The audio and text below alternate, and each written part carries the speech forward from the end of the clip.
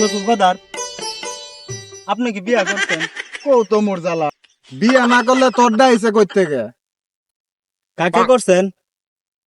তোর হাউরি রে। তাইলে ঘরে ঘরে আত্মীয় হইল না? কৌ তো মোর জ্বালা, তুই চুপ কর চুপ কর।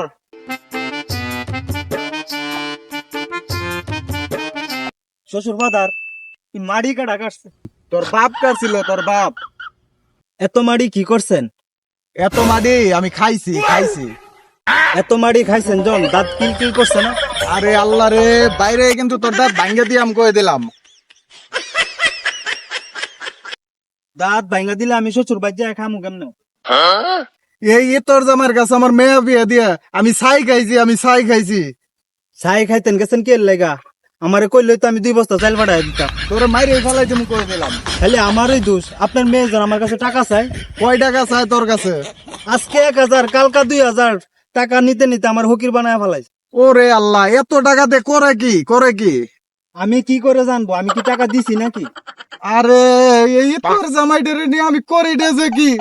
এই তুই লাঠিটা ধর। আল্লাহ, তুমি আমারে উঠাই নাও। শ্বশুর কি রাগ করিছেন? না, আমি তোর প্রশংসা করতেছি। দেশের সকল শ্বশুর সমাজ রে বলতে চাই, আপনারা মেয়ে বিয়ে দেওয়ার আগে জামাই দেখে শুনে বিয়ে দিবেন। ছেলে বুকা কিনা